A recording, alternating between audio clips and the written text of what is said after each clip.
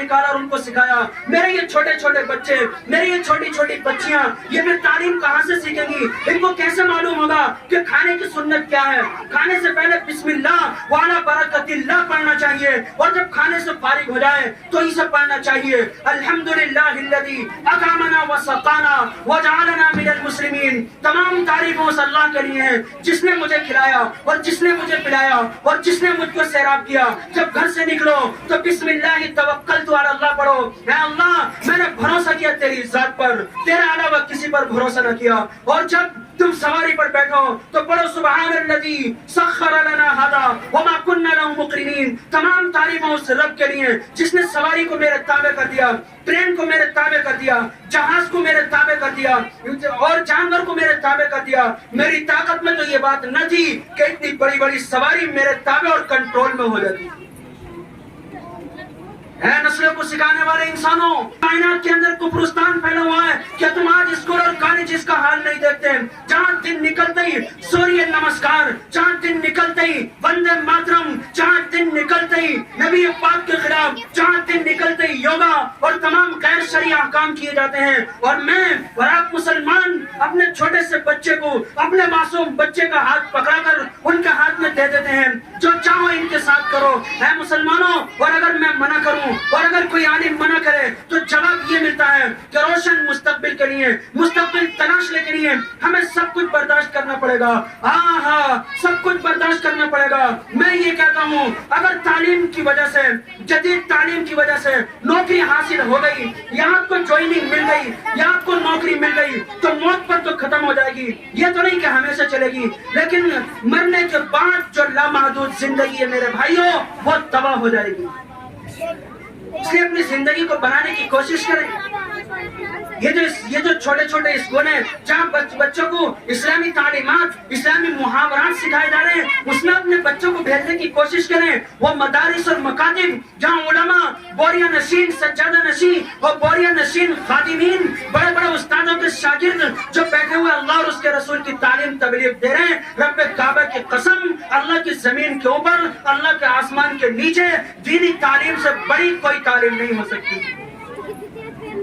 آپ جو چاہو کہتے رہو, مگر میری نگاہوں میں سب سے اونچی تعلیم دین اسلام ہے کہ اللہ پاک جو ہدایات دے رہے ہیں, کل کائنات کے انسانوں کی کامیابی اسی ہدایات کے اندر چھپی ہوئی ہے.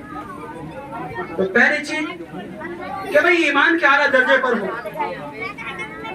سمجھ میں بات آ رہی ہے؟ اور دین اسلام کے سکھانے میں ہو. سمجھ میں بات آ رہی ہے؟ اور دین اسلام کو ہلکے میں نہ لیں, یہ تو بڑی اعلیٰ درجے کی چیز ہے.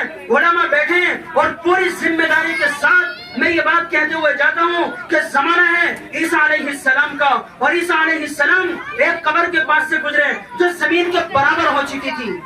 عیسیٰ علیہ السلام کو نہیں پتا کہ یہاں کوئی آدمی مدفون ہے, بذریعہ وحی بتایا گیا کہ یہاں ایک آدمی دفن ہے اور اس کو عذاب ہو رہا ہے. عیسیٰ علیہ السلام رک گئے, ان کے چلتے پاؤں تھم گئے, اور انہوں نے کہا اے رب, اے میرے اللہ, کیا میں کلیمت اللہ نہیں ہوں؟ کیا میں عیسیٰ روح اللہ نہیں ہوں؟ اے اللہ تو اس کا عذاب ہلکا کر دے. اے اللہ یہ کون انسان ہے جس کو اس میدان کے اندر عذاب ہو رہا ہے؟ تو اللہ رب العزت نے وحی بھیج کر کہا کہ اے عیسیٰ, یہ میرا اور میرے بندے کا معاملہ ہے, آپ اپنا کام کیجئے اور تبلیغی سفر آگے بڑھائیے. عیسیٰ علیہ السلام آگے چلے گئے, مگر وہ تو پیغمبر تھے.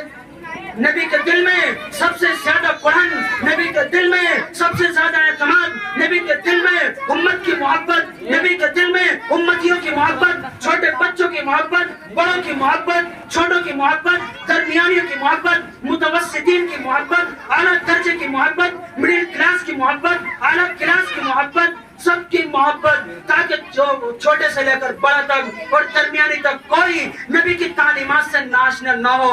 ہر مکان اور دکان کے اندر میری تعلیمات چلی جائے. انبیاء کی پوری زندگی اسی کے اندر گزرتی. عیسیٰ علیہ السلام اللہ کے حکم سے آگے تو چلے گئے اور اپنا تبلیغی کام تو انہوں نے کر لیا. ان کا دل کوتتا رہا کہ وہ آدمی جو میدان کے اندر ملا تھا, وہ جو قبر کے اندر محصور اور مقید ہے, نہ جانے اس کا کیا ہو رہا ہوگا. میں اسے جا کر تو دیکھوں. عیسیٰ علیہ السلام نے جو پاؤں گھمائے اور جو پلٹ کر آ کر دیکھا تو وہی انسان جس کو عذاب ہو رہا تھا, وہی انسان جو ہائے اور بائے کے نعرے لگا رہا تھا, وہی آدم ذات جو یہ کہہ رہا تھا بچاؤ بچاؤ، انچنی انچنی، ہے کوئی جو مجھ کو بچا لے، ہے کوئی جو اللہ کے عذاب سے مجھ کو چھڑا لے۔ عیسیٰ علیہ السلام نے جب آ کر دیکھا تو قبر کے اندر چین اور سکون سب پڑا ہے۔ سمجھ میں بات آ رہی ہے؟ عیسیٰ علیہ السلام نے کہا یا رب ابھی تو ہو رہا تھا اس کو عذاب، یہ ماجرا کیا ہے؟ اے اللہ اس کا عذاب ٹال دیا گیا، قبروں کو پھولوں سے بھر دیا گیا، اے رب یہ اس کی نگاہ تاحد اس کی قبر تاحد نگاہ کشادہ کر دی گئی، جہاں تک دیکھو اس کی قبر تمام آرائش اور آرام کی چیزیں اس کی قبر کے اندر، وہ تمام کی تمام چیزیں قبر کے اندر جو ایک آدمی کو پرتعیش زندگی گزارنے کے لیے آمادہ کرتی ہیں۔ حضرت عیسیٰ علیہ السلام پر وحی بھیج کر میرے رب نے کہا اے عیسیٰ جب اس آدمی کی وفات یعنی انتقال یعنی موت ہوئی تھی تو اس کی بیوی حمل سے تھی۔ سمجھ میں آ رہی ہے؟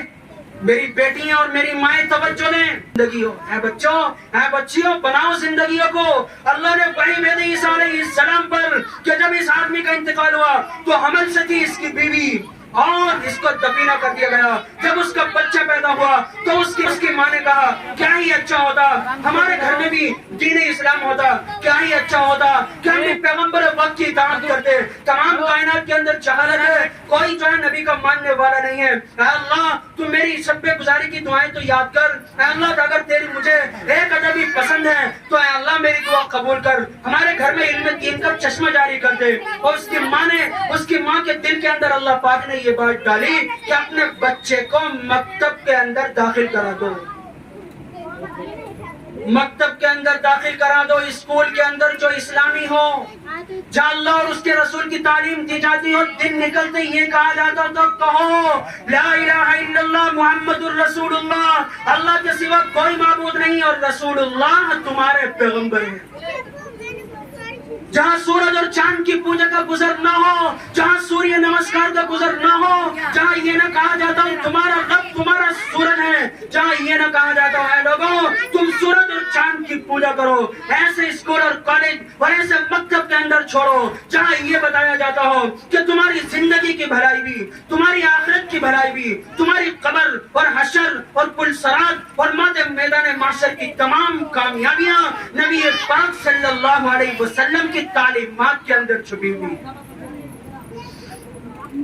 ماں نے کہا کہ بے شک مجھے یہ کام تو کرنا ہی چاہیے، اور ماں نے اس بچے کی انگلی پکڑی اور یہ کہا میرے شہزادے، میرے دل کے ٹکڑے، اے میرے بیٹے، اے میرے لخت جگر، اے میرے نور نظر، اے میری زندگی کے سہارے، اے میری آخرت کے اور بڑھاپے کے سہارے، اے میرے جگر کے ٹکڑے، میں تجھے ایک مکتب کے اندر داخل کر رہی ہوں تاکہ پیغمبر وقت کا تو کلمہ سیکھ سکے۔ اے میرے بیٹے تو پیار اور محبت سے پڑھنا، ادھر استاد کی محبت ہو، ادھر پڑھنے والے ٹیچرز کی محبت ہو، ادھر اس کے متعلقین کی محبت ہو، اور ادھر ماں کی ممدد اس سے جڑی ہوئی ہے۔ بیٹے جب دونوں سہارے تیرے پیچھے لگیں گے تجھے پروان چڑھانے میں، کامیابی تک پہنچانے میں کوئی نہیں روک سکتا۔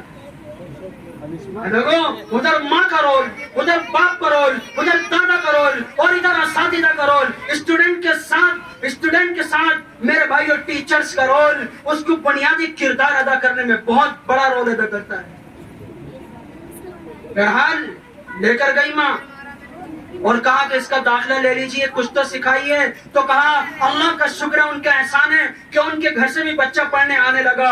اور استاد نے کہا اے بیٹے جب پڑھنے کے لیے آیا تو پڑھ بسم اللہ الرحمن الرحیم، پڑھ شروع کرتا ہوں اس اللہ کے نام سے جو بڑا مہربان نہایت رحم والا ہے، جو پوری کائنات پر رحم کرتا ہے، جو رحمت للعالمین ہے، اس کے نام سے پڑھ جس کے نام پر صبح ہوتی ہے، شام ہوتی ہے، سورج چھپتا اور نکلتا ہے، ستارے اور سیارے جس کا نام لے کر نغمہ سرائی کرتے ہیں، یہ شجر اور حجر اللہ کی تعریف بیان کرتے ہیں۔ پڑھ بسم اللہ الرحمن الرحیم، میں شروع کرتا ہوں اس اللہ کے نام سے جو بڑا مہربان نہایت رحم والا ہے۔ عیسیٰ علیہ السلام پر اللہ نے وحی بھیجی کہ ادھر اس کے بیٹے نے مکتب کے اندر میری تعریف اور کبریائی کے نغمے گائے، ادھر میں نے اس کے باپ سے عذاب کو ہلکا کر دیا۔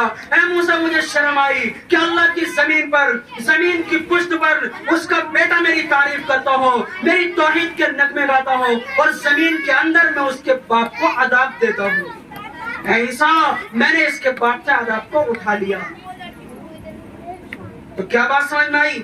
نبی پاک صلی اللہ علیہ وسلم نے ارشاد فرمایا کہ سب سے اونچے درجے پر وہ ہوں گے، عام انسانوں میں 4 خوبیاں پائی جائیں گی: اللہ رسول پر ایمان رکھتے ہیں، دین میں شک نہیں کرتے، نمبر 2 تعلیمات کو سیکھتے ہیں، نمبر 4 سیکھنے کے بعد میں دنیا کے اندر پھیلاتے ہیں.